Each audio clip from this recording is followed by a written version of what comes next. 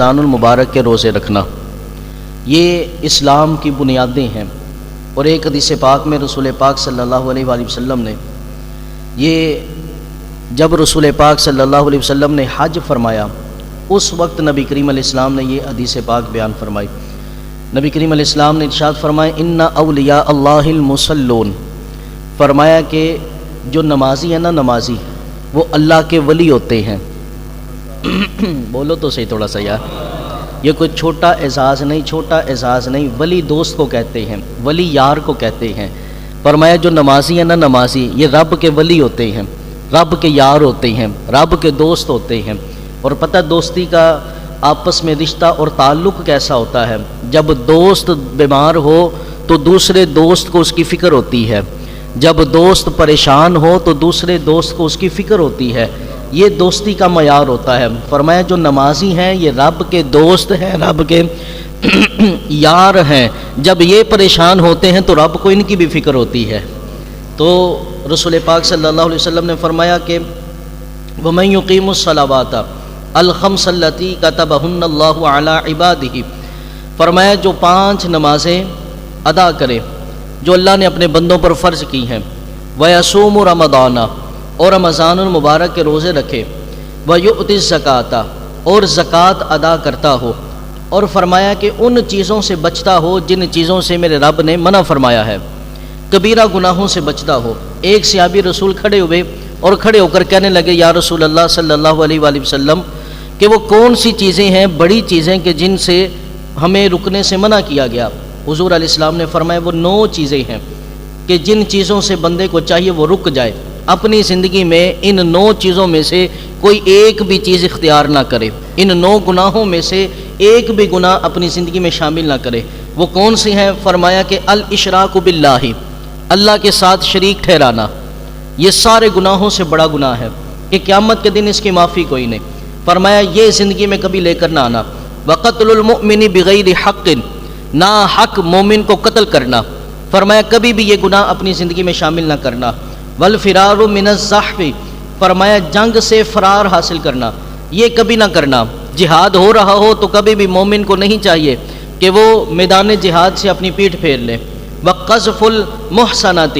فرمایا پاکیزہ عورتوں پر الزام لگانا، یہ کبھی بھی گناہ اپنی زندگی میں شامل نہ کرنا۔ والسحر،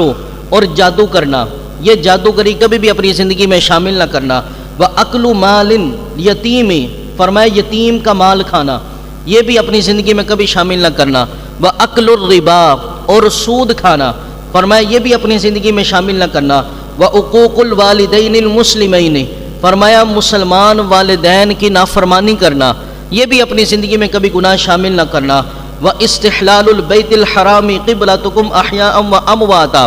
فرمایا کہ بیت اللہ شریف کی حرمت کو پامال کرنا، بیت اللہ شریف کی عزت کو نہ کرنا، بیت اللہ شریف کی عزت کی دھجیاں اڑا دینا۔ فرمایا یہ ایسے 9 گناہ ہیں، ایسے 9 گناہ ہیں جو سب سے بڑے گناہ ہیں، ان میں سے کوئی گناہ اپنی زندگی میں شامل نہ کرنا۔ فرمایا لا یموت رجل لم یعمل ہؤلاء الکبائر، فرمایا کہ جو بندہ اس دنیا سے اس حال سے گیا کہ اس نے ان 9 گناہوں میں سے کوئی گناہ نہ کیا ہوگا، اور وَيُقِيمُ الصَّلَاةَ، نماز پڑھی ہوگی، وَيُؤْتِ الزَّكَاةَ، اور زکوٰۃ ادا کی ہوگی، فرمایا وہ قیامت کے جنت کے اندر، جنت کے درمیانی درجے پر رسول پاک صلی اللہ علیہ وسلم کا ساتھی قرار دیا جائے گا۔ فرمایا جس نے ایسے خوبصورت زندگی بسر کی، نمازیں بھی پڑھی ہوں گی، زکوٰۃ بھی دی ہوگی، اور ان 9 بڑے بڑے گناہوں سے پرہیز کی ہوگی، تو فرمایا وہ کل قیامت کے دن جنت کے اندر رسول پاک صلی اللہ علیہ وسلم کا پڑوس ہوگا، رسول پاک صلی اللہ علیہ وسلم کے گھر کے ساتھ اس کا بھی گھر ہوگا۔ اللہ اکبر کبیرہ۔ یاران محترم، برادران اہل سنت، پتہ چلا کہ زکوٰۃ کی کتنی اہمیت ہے۔ اسی طرح حضور علیہ السلام نے ارشاد فرمایا ایک بندہ اگر احد پہاڑ کے برابر اللہ کی راہ میں صدقہ کرے، اور دوسرا بندہ سونے کا 1 ماشا زکوٰۃ کے طور پہ پیش کر دے، فرمایا وہ 1 ماشا احد پہاڑ سے زیادہ اجر رکھتا ہے۔ اللہ کی راہ میں نفلی عبادت کا اجر اپنی جگہ، لیکن جو میرے رب نے فرض کر دیا ہے اس کی اجر کے برابر کوئی چیز نہیں ہو سکتی۔ اسی طرح ایک حدیث پاک میں ارشاد فرمایا، کہا یا رسول اللہ صلی اللہ علیہ وسلم جو بندہ زکوٰۃ نہیں دیتا اس کا کیا بنتا ہے؟ میرے محبوب صلی اللہ علیہ وسلم نے ارشاد فرمایا زکوٰۃ کا مال اگر نہیں نکالو گے تو زکوٰۃ کا مال تمہارا دوسرا مال بھی کھا جائے گا۔ اگر زکوٰۃ کا مال نہیں نکالو گے تو وہ جو 2.5% تمہارے مال کے اندر زکوٰۃ کا مال موجود ہے نا، جو تم نے نکالا نہیں، یہ تمہارے بقیہ سارے حصوں کو بھی کھا جائے گا۔ آپ اس کو ظاہری طور پر بھی آج دیکھ لیں، خدا نخواستہ اگر کسی بندے کو جسم کے اوپر انگلی کے پورے پر زخم ہو جائے، وہ ٹھیک نہیں ہوتا، تو ڈاکٹر کیا کہتے ہیں؟ اس کو اتار دیا جائے۔ نہیں اتارو گے تو اگلا پورا بھی خراب ہو جائے گا، نہیں اتارو گے تو انگلی خراب ہو جائے گی۔ یہی چیز ہے کہ زکوٰۃ میل کچیل کا نام ہے۔ اگر اس میل کچیل کو نہیں نکالو گے تو یہ میل کچیل تمہارا دوسرا مال بھی خراب کر دے گی۔ اگر اس میل کچیل، آپ نے مالی کو دیکھا ہوگا، مالی کو صبح صبح جب وہ پانی دیتا ہے نا تو اس کے پاس ایک اپنی کینچی بھی ہوتی ہے، اس کے ساتھ وہ پودوں کو کاٹ رہا ہوتا ہے، کبھی ادھر سے پتے کاٹتا ہے، کبھی ادھر سے پتے کاٹتا ہے۔ آپ اس سے کہیں نا یار کہ یہ کیوں کاٹ رہے ہو؟ یہ پودوں کو کاٹ رہے ہو تو ان کا قد چھوٹا ہو رہا ہے، پودے کو کاٹ رہے ہو اس کے پتے کم ہو رہے ہیں۔ وہ کہتا ہے کم تو ہو رہے ہیں لیکن اس کاٹنے سے یہ خوبصورت بھی ہو جائے گا، اس کی نشو و نما اچھی بھی ہو جائے گی۔ تو یہی چیز ہے، زکوٰۃ دینے سے فرضی طور پہ، وقتی طور پہ، ظاہری طور پہ مال کم ہوتا نظر تو آتا ہے، لیکن اس میں رب ایسی برکتیں ڈال دیتا ہے کہ انسان کو وہ 2.5% کے بدلے کئی 250% عطا فرما دیتا ہے۔ اسی طرح رسول پاک صلی اللہ علیہ وآلہ وسلم، آقا کریم علیہ الصلوۃ والسلام نے ارشاد فرمایا جو بندہ زکوٰۃ ادا نہیں کرتا، زکوٰۃ ادا نہیں کرتا، فرمایا کہ اللہ اسے قحط میں مبتلا کر دیتا ہے، تنگ دستی میں مبتلا کر دیتا ہے۔ جو بندہ زکوٰۃ نہیں دیتا، جو قوم زکوٰۃ نہیں دیتی، آج یہی وجہ ہے کہ یار ہمارے ہاں جو قحط سالی پڑ رہی ہے، سب کچھ ہونے کے باوجود جو بھوک پڑ رہی ہے، ساری نعمتیں ہونے کے باوجود جو ہمارے اندر بھوک پیدا ہو چکی ہے، یہ اس کی ایک وجہ یہ بھی ہے کہ ہم نے زکوٰۃ بر وقت ادا نہیں کی۔ ایک وجہ یہ بھی ہے کہ ہم نے زکوٰۃ صحیح طور پہ ادا نہیں کی۔ کئی لوگ اپنی طرف سے بڑی بڑی زکوٰۃ ادا کرتے ہیں، بڑی بڑی زکوٰۃ ادا کرتے ہیں، لیکن ان کی زکوٰۃ اس سے بھی زیادہ بنتی ہے۔ کئی لوگ بڑی زکوٰۃ ادا کر دیتے ہیں لیکن ان کی زکوٰۃ اس سے کم بنتی ہوتی ہے۔ ایک طریقہ دیکھیں نا کہ ایک طریقہ یہ جو جستجو کرنی ہوتی ہے نا، عبادت کے لیے جستجو کرنی ہوتی ہے، یہ بھی عبادت ہی ہوتی ہے۔ ہم آسانی کی طرف جاتے ہیں، ہم سہولت کی طرف جاتے ہیں، ہم کہتے ہیں وہ رحمان ہے وہ بخش دے گا، لیکن وہ میرا رب فرماتا ہے میں قہار بھی ہوں، جبار بھی ہوں، پکڑ بھی کرتا ہوں۔ میں صرف میں بخشتا ہی نہیں، میں پکڑ بھی کرتا ہوں، اور میری پکڑ بڑی ڈاڈھی ہے۔ رب ذوالجلال نے ہمیں جو ایک نصاب دیا، ایک نظام دیا، ہمیں اس کے بارے میں غور و فکر کرنی چاہیے، جستجو کرنی چاہیے۔ اس جستجو میں بڑی لذت ہوتی ہے۔ ایک تو یہ کہ جناب اپنی طرف سے اندازے سے زکوٰۃ ادا کر دینا، جناب میری زکوٰۃ اتنی بنتی ہے، میں جناب اندازے سے اتنی زکوٰۃ دے رہا ہوں، یہ طریقہ۔ اور ایک طریقہ یہ ہے کہ جناب حساب لگانا، میرے رب نے مجھے کیا دیا اور میں نے اس کی راہ میں کیا دینا ہے، میرے اوپر کیا لازم ہے۔ یہ جو جستجو ہے نا، یہ حساب و کتاب ہے، یہ بھی انسان کی عبادت میں شمار ہے۔ زکوٰۃ کے طور پر، زکوٰۃ کے لیے یہ چیز یاد رکھیں کہ سب سے پہلی چیز زکوٰۃ کے شرائط، اس کی شرائط کیا ہے، کن کن لوگوں پر زکوٰۃ فرض ہوتی ہے۔ نمبر 1، مسلمان ہونا، زکوٰۃ ادا کرنے کے لیے مسلمان ہونا ضروری ہے۔ نمبر 2، بالغ ہونا، نابالغ بچوں پر زکوٰۃ نہیں ہوتی۔ جو نابالغ بچے ہیں اگرچہ ان کے پاس ان کی ملک میں کروڑوں روپے ہو، لیکن ان کے اوپر زکوٰۃ ادا، ان کے لیے زکوٰۃ نہیں ہے۔ نمبر 3، عاقل ہونا، عقل مند ہونا۔ اگر کوئی شخص ایسا ہو کہ جو عقل سے عاری ہو، عقل نہ ہو، دیوانہ ہو، لیکن اس کی ملکیت میں وراثت کے طور پہ کروڑوں روپے کا مال آ جائے تو اس پر زکوٰۃ نہیں ہے۔ نمبر 4، صاحب نصاب ہونا، صاحب نصاب ہونا۔ نمبر 5، 1 سال کا گزر جانا۔ اب اس میں صاحب نصاب ہونے کے حوالے سے کیا ہے، 4 چیزوں پر زکوٰۃ ہوتی ہے۔ نمبر 1 سونا، نمبر 2 چاندی، نمبر 3 مال تجارت، نمبر 4 پیسہ۔ سونے کا نصاب یہ ہے کہ سونا 7.5 تولہ سونا انسان کے پاس موجود ہو۔ یہ سونا وہ استعمال میں ہو یا استعمال میں نہ ہو، اس کی کوئی قید نہیں۔ 7.5 تولہ سونا اگر کسی کے پاس موجود ہے تو اس کے اوپر زکوٰۃ ہے۔ اگر کسی نے اپنی بیٹی کے جہیز کے لیے سونا اکٹھا کیا کہ بیٹی کی شادی کریں گے اور اسے یہ سونا پہنائیں گے، تو اس باپ کے ملک میں جب تک وہ سونا رہے گا اس باپ پر اس کی زکوٰۃ ادا کرنا ضروری ہوگی۔ اسی طرح 52 تولہ چاندی، چاندی کا نصاب یہ ہے کہ 52 تولہ چاندی اگر کسی کی ملک میں ہو تو اس 52 تولہ چاندی کا 2.5% حصہ نکالنا ضروری ہوتا ہے، یہ زکوٰۃ اس کی فرض ہے۔ نمبر 3 مال تجارت، مال تجارت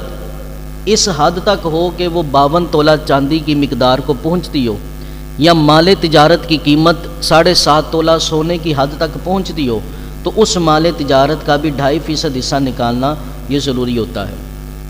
اچھا، مال تجارت میں یہ بات یاد رکھے، مال تجارت وہ ہے جسے بیچنے کے لیے انسان نے خریدا ہو، وہ مال تجارت ہے، یا وہ مٹیریل کہ جس سے کوئی چیز بنا کر اسے بیچنے کی اس کی خواہش ہو، ٹھیک ہے، جو مٹیریل جس کو ہم کہتے ہیں، جس کے ساتھ کوئی چیز بنائی جاتی ہے اور پھر اس کو آگے سیل کیا جاتا ہے، یہ اس کے اوپر زکوٰۃ ہے۔ اب جو کارخانے کی عمارت ہے یا جو مشینری ہماری لگی ہوئی ہے، یا کوئی دکان ہے تو دکان کی جو جگہ ہے یا دکان کے اندر جو کاؤنٹر وغیرہ بنے ہوئے ہیں، ان کے اوپر زکوٰۃ نہیں ہوتی۔ مال تجارت وہی ہے کہ جس میں بیچنے کی نیت ہو، جس میں بیچنے کی نیت نہیں ہے وہ مال تجارت بھی نہیں ہے۔ اسی طرح اگر کسی نے کوئی پلاٹ خریدا، کوئی جگہ خریدی، کوئی مکان خریدا کہ جناب یہ مکان میں بیچ دوں گا، تو اس پر بھی زکوٰۃ ہے، یہ بھی مال تجارت ہے۔ اگر کسی نے کوئی پلاٹ خریدا یا کوئی مکان خریدا یا کوئی جگہ خریدی اس نیت کے ساتھ کہ میں یہاں پہ اپنی رہائش کروں گا، کبھی مجھے موقع ملا میں اسے تیار کر کے یہاں پہ رہائش کروں گا یا اپنے بچوں کو دے دوں گا، تو یہ مال تجارت نہیں ہے، اس پہ زکوٰۃ نہیں ہے۔ اسی طرح اگر کسی نے ایسی کوئی چیز خریدی، پلاٹ خریدا، کوئی ایسی چیز خریدی کہ اس کے اوپر اس کی 2 نیتیں ہوں، ایک نیت یہ کہ جناب میں اس کو استعمال کروں گا، اچھے پیسے ملیں گے تو میں اس کو بیچ دوں گا، اس کے اوپر بھی زکوٰۃ نہیں۔ جس کے اوپر 2 نیتیں ہو جائیں وہ مال تجارت نہیں ہوتا، ٹھیک ہے۔ اگر اس کی نیت یہ ہے کہ میں اس گھر کے اندر، اس مکان کے اندر رہوں گا، لیکن اگر کوئی بھی پیسے ملے تو میں اس کو بیچ دوں گا، تو اس جگہ پر بھی زکوٰۃ نہیں ہوتی، تو مال تجارت اس کے اوپر زکوٰۃ ہے۔ نمبر 4 پیسہ، انسان کی ضرورت سے ہٹ کر، انسان کے ضروری اخراجات سے نکل کر جو اس کے پاس اضافی پیسہ بچا ہو، اضافی پیسہ ہو، اور وہ اتنا پیسہ ہو کہ 52 تولہ چاندی کے برابر۔ پچھلے سال میں نے حساب لگایا تھا کوئی 80 سے 85 ہزار روپیہ بنتا تھا، آج کے دور میں تقریباً 90 سے 95 ہزار ہو جائے گا، کہ 92 تولہ چاندی کی جو قیمت ہے، اگر اتنے اضافی پیسے اس کے پاس پڑے ہوئے ہیں، یا 7.5 تولہ سونے کے برابر اس کے پاس اضافی پیسے موجود ہیں، تو اس کے اوپر بھی زکوٰۃ دینا لازم ہو جاتا ہے۔ اب یہاں پر ایک اور مسئلہ سنیں، اگر کسی بندے کے پاس 3 تولہ سونا پڑا ہے، 3 تولہ سونا پڑا ہے، یہ بڑا اہم مسئلہ ہے، لیکن اس کے پاس سونے کے علاوہ کوئی اضافی چیز نہیں، کوئی اضافی پیسہ نہیں اس کے پاس، کوئی مال تجارت نہیں اس کے پاس، اور نہ ہی کوئی 52 تولہ چاندی اس کے پاس، کوئی اس کے پاس اس کے علاوہ اضافی چیز نہیں، تو اس بندے پر زکوٰۃ نہیں ہے۔ جس کے پاس 3 تولہ 4 تولہ 5 تولہ سونا ہے لیکن وہ نصاب کو نہیں پہنچتا، اور اس کے علاوہ اس کے پاس کوئی اضافی چیز بھی نہیں ہے، ضرورت سے ہٹ کر کوئی چیز نہیں ہے، تو اس بندے پر زکوٰۃ نہیں ہے۔ لیکن اگر ایک بندہ ایسا ہے کہ جس کے پاس 3 تولہ 4 تولہ سونا ہے، لیکن اس 3-4 تولہ سونا سے ہٹ کر اس کے پاس اگر 1 روپیہ بھی اس کی ضرورت سے ہٹ کر ہے، 1 روپیہ بھی اس کی ضرورت کے علاوہ ہے، تو اب یہ 3 تولہ 4 تولہ سونے کی جو مالیت ہے اور وہ 1 روپیہ آپس میں ملا کر اس کی زکوٰۃ دینا ضروری ہو جائے گی، کیونکہ یہ 52 تولہ چاندی کی مقدار سے اس کی قیمت بڑھ جاتی ہے، ٹھیک ہے۔ اگر تو سونا اکیلا ہو یا چاندی 30 تولہ ہو 40 تولہ ہو 52 تولہ نہ ہو، اگر 52 تولہ سے کم چاندی ہو 7 تولے سے 7.5 تولے سے کم سونا ہو، اور اس کے علاوہ کوئی اضافی چیز انسان کے پاس موجود نہیں ہے، تو پھر ان کے اوپر زکوٰۃ نہیں۔ اگر یہ چیزیں سونا یا چاندی اپنے نصاب سے انسان کے پاس کم ہے لیکن کوئی اضافی پیسہ بھی اس کے پاس پڑا ہوا ہے، وہ پیسے اور یہ سونا اور چاندی کی مالیت کو ملا کر پھر زکوٰۃ ادا کرنا ضروری ہو جائے گا۔ اسی طرح اگر کسی نے کوئی جگہ کرائے پر دی ہو، کرائے کی جگہ، تو وہ جو کرائے کی جگہ ہے اس کے اوپر بھی زکوٰۃ نہیں ہوتی۔ جو کرائے کی جگہ، کیونکہ اس نے بیچنے کے لیے اس کے اوپر نیت نہیں کی، البتہ جو کرایہ آ رہا ہے اس کے اوپر زکوٰۃ اس صورت میں نہیں ہوگی کہ جب وہ کرایہ آتا ہے تو وہ ہمارے اخراجات میں لگ جاتا ہے، تو اس کے اوپر زکوٰۃ نہیں ہے۔ کرایہ آیا، گھر کے کاموں میں لگ گیا، اس کے اوپر زکوٰۃ نہیں۔ لیکن ہاں، اگر وہ کرایہ انسان کے پاس اکٹھا ہو گیا، اس نے استعمال نہیں کیا اپنے اکاؤنٹ میں، فلاں جگہ پہ وہ جناب اکٹھا کرتا رہا، اور اب وہ 52 تولہ چاندی کے برابر ہو گیا، اور اب یہ پیسہ اس کی ضرورت کے علاوہ ہے، اب جب سال گزر جائے گا تو اس کرائے کے اوپر بھی اس کے اوپر جو زکوٰۃ لازم ہو جائے گی۔ زکوٰۃ 1 سال گزرنے کے بعد جب اس کے پاس اتنا کرایہ موجود ہے کہ نصاب کے برابر ہے، تو پھر اس کے اوپر اس کرائے کے پیسے جو اکٹھے کر لیے اس کے اوپر بھی زکوٰۃ ہوگی۔ اور زکوٰۃ کا نصاب نکالنے کے لیے انسان جو حساب لگائے گا اس کے اندر اپنے پاس موجود کرنسی کا حساب لگائے گا، جو بینک میں پڑی ہے اس کا حساب لگائے گا، حتیٰ کہ جو کمیٹی ڈالی ہوئی ہے اور جتنی کمیٹیاں ہم نے ادا کر دی ہیں وہ بھی ساتھ میں شامل ہوں گی، وہ بھی انسان کی اپنی ملک میں ہوتی ہیں، اسے آج نہیں تو کل مل ہی جائیں گی۔ اسی طرح وہ قرضہ جو انسان نے لینا ہے وہ بھی نصاب کے اندر شامل کیا جائے گا، جو قرضہ انسان نے کسی سے لینا ہے وہ بھی ساتھ میں شامل کیا جائے گا، کیونکہ وہ بھی انسان کی اپنی ملک میں ہے، اپنی ملک میں آج نہیں تو کل وہ مل ہی جائے گا۔ اور اس کے علاوہ یہ ساری چیزوں کو خیال رکھنا چاہیے۔ اور اس کے علاوہ جب زکوٰۃ دینے کا وقت آئے اس کے اندر یہ ہوگا کہ آپ نے اپنا سارا حساب لگا لیا کہ میرے پاس اتنا پیسہ اور اتنی زکوٰۃ بنتی ہے۔ اب جب آپ نے حساب لگا لیا کہ میرے پاس یہ فلاں چیز ہے، اگر آپ کے اوپر خدا نخواستہ کسی کا قرض ہے تو آپ وہ قرض کے پیسے نکال لیں گے۔ مثال کے طور پہ 100 روپیہ کسی کا نکلا تو اس کے اوپر 50 روپے قرض ہے، تو وہ 50 روپے قرض کے نکال کر قرض ادا کرے گا، اور بقیہ جو رقم ہوگی پھر اس اعتبار سے اس کا نصاب دیکھا جائے گا، قرض نکال کے پھر زکوٰۃ کا حساب لگایا جائے گا۔ اسی طرح زکوٰۃ سال گزرنے کا مسئلہ سن لیں، اس کے اندر اکثر کوتاہی کر جاتے ہیں۔ یہ یاد رکھیں ہر چیز کا اللہ نے ایک وقت مقرر کر رکھا ہے۔ نماز ہے تو اس کا ایک وقت ہے، اگر نماز کو اس کے وقت کے بعد پڑھیں تو کیا ہوگا؟ گناہ ہوگا۔ تو اسی طرح زکوٰۃ کا بھی اللہ نے ایک وقت مقرر کر رکھا ہے، اگر اس وقت کے بعد اگر آپ زکوٰۃ ادا کرتے ہیں تو زکوٰۃ ادا ہوگی، لیکن ساتھ میں گناہگار بھی ہوں گے۔ وہ وقت کیا ہے؟ یہ بڑی توجہ والا مسئلہ، اور تقریباً 90% لوگ اس میں غلطی کر رہے ہیں زکوٰۃ ادا کرنے والوں میں۔ زکوٰۃ کا 1 سال کا ڈیوریشن کیا ہوتا ہے؟ وہ یہ کہ آج کسی بندے کے پاس صاحب نصاب ہو گیا، آج جو صاحب نصاب ہوا اگلے سال اسی تاریخ کو اس کا دیکھا جائے گا، اگر اس کے پاس اتنے پیسے موجود ہیں، اگر زیادہ ہیں تو زیادہ پر زکوٰۃ ہوگی، اگر کم ہے تو پھر زکوٰۃ نہیں ہوگی۔ یہ ہے سال گزرنے کا مطلب۔ ہمارے ہاں بعض لوگ ایسے ہوتے ہیں کہ جن کے اوپر محرم الحرام میں زکوٰۃ فرض ہو گئی ہوتی ہے، کہ پچھلے سال محرم میں اتنے پیسے آئے تھے اور یہ محرم میں اب وہ پیسے موجود ہیں تو یہ سال گزر گیا، لیکن ہم کیا کرتے ہیں؟ ہم رمضان کا انتظار کرتے ہیں،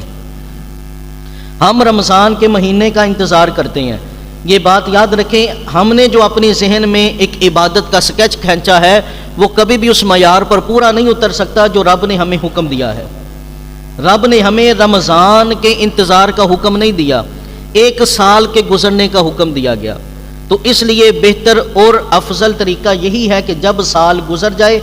زکوٰۃ ادا کر دے۔ اگر محرم میں، سفر میں، ربیع الاول میں، ربیع الثانی میں، ان مہینوں میں اگر زکوٰۃ فرض ہو گئی اور انسان نے رمضان کا انتظار کیا اور رمضان المبارک میں زکوٰۃ دی، زکوٰۃ تو دینے کا فرض ادا ہو جائے گا، لیکن ساتھ میں لیٹ ادا کرنے کا گناہ بھی ملے گا، لیٹ کرنے کا گناہ بھی ہوگا۔ تو اس لیے کوشش کیا کریں یہ اپنی آمدنی کا حساب رکھا کریں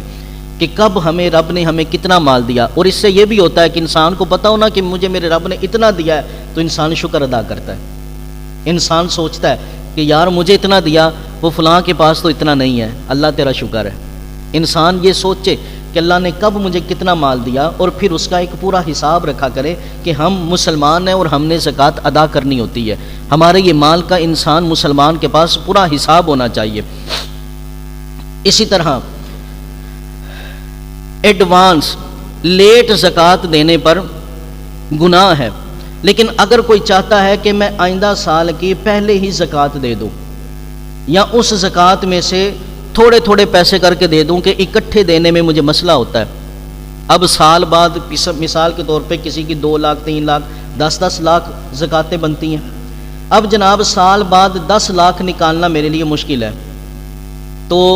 کاروبار بھی اچھا چل رہا ہے، اسے پتہ ہے کہ اگلا سال آئے گا تو میری کم از کم اتنی زکوٰۃ تو نکلے گی۔ اگر وہ ایڈوانس دینا چاہے، یعنی اس سال پورا ہونے سے پہلے اگر وہ زکوٰۃ ادا کرنا چاہتا ہے تو یقیناً اللہ کی راہ میں اس کا فرض بھی ادا ہو جائے گا اور اسے ثواب بھی ملے گا۔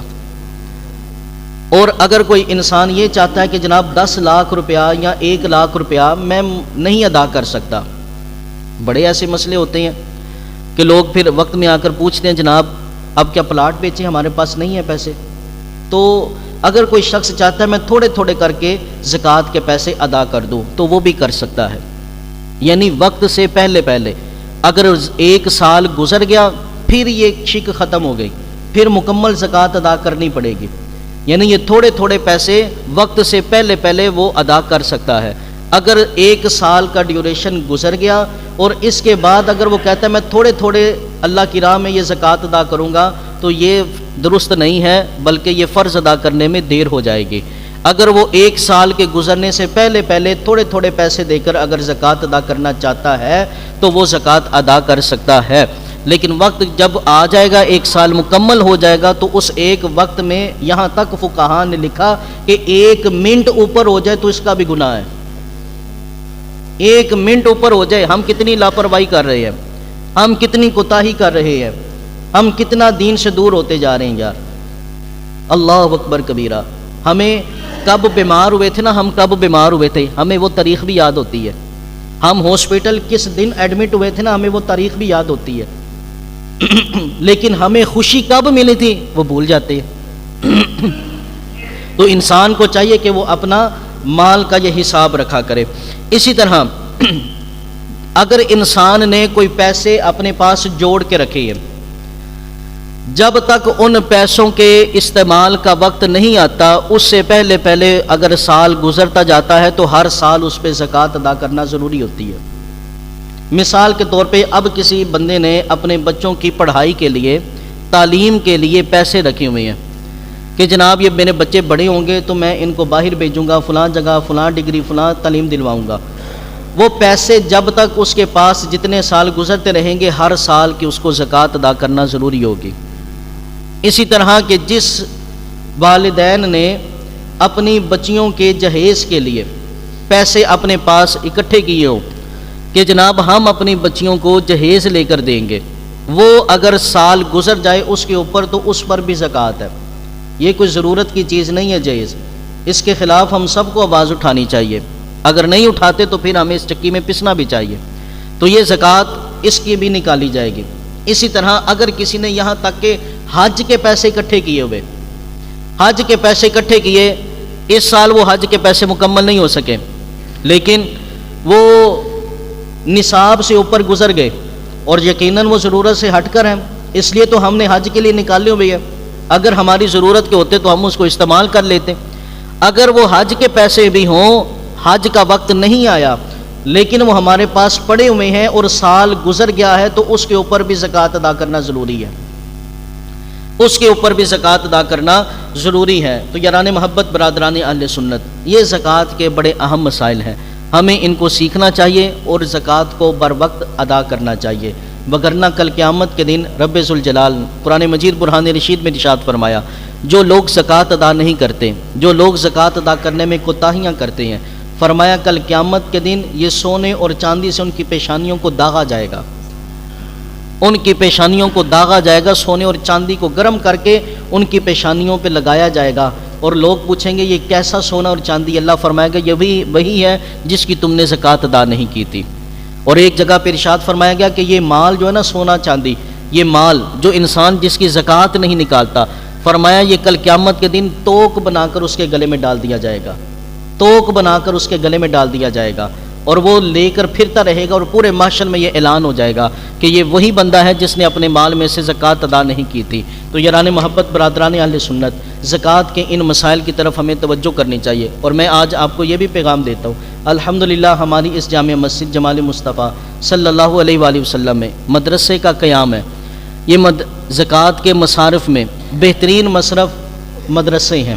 جہاں پہ طلباء فی سبیل اللہ پڑھتے ہیں، جہاں پہ طلباء اللہ کا قرآن پڑھتے ہیں، جہاں پہ طلباء ان کو دیگر سہولیات دی جاتی ہیں۔ آپ سے گزارش ہے کہ جہاں پہ آپ تعاون کرتے ہیں ہماری اس مسجد کے ساتھ، تو مدرسے کے ساتھ بھی تعاون فرمائیں، مسجد کے ساتھ بھی تعاون فرمائیں۔ کبھی ہم نے جولی نہیں پھیری، کبھی ہم نے کوئی آپ سے نہیں کیا، آج بھی اعلان نہیں کر رہا، ایک ترغیب کے طور پر کہ یہ مدرسہ آپ کا پڑوس ہے، یہ مدرسہ آپ کا قریبی ہے، تو اس کے اندر آپ کو بھی چاہیے اپنے بچوں کو بھی بھیجیں، اپنے بچوں کو بھیجیں تاکہ وہ قرآن پاک کی تعلیم حاصل کریں، بچوں کو حفظ کروائیں۔ اس کے لیے کلاس کا یہاں پہ آغاز کیا گیا، مدرسہ جامعہ جمال مصطفیٰ کے نام سے ہمارا مدرسہ قیام پذیر ہے۔ تو آپ سے گزارش ہے کہ جو احباب تعاون کرتے ہیں ہم ان کا بھی شکریہ ادا کرتے ہیں، اللہ انہیں برکتیں عطا فرمائے، اور جو بقیہ لوگ ہیں ان سے بھی گزارش ہے کہ اپنی زکوٰۃ، صدقات، عطیات اور فطرانے کی مدد سے ہمارے مدرسے کے ساتھ تعاون فرمائیں، انشاءاللہ مل کر چلیں گے۔ یہ ہمارا مدرسہ آج ایک مدرسہ ہے، کل اسلام کی عظیم یونیورسٹی بھی بن جائے گی، بولو تو صحیح تھوڑا جا۔ تو یہ ہے کہ سب کے تعاون کے ساتھ، سب کی محبتوں کے ساتھ، سب کی شفقتوں کے ساتھ اللہ ہم سب کو دین کا کام کرنے کی توفیق عطا فرمائے۔ وما علینا الا البلاغ۔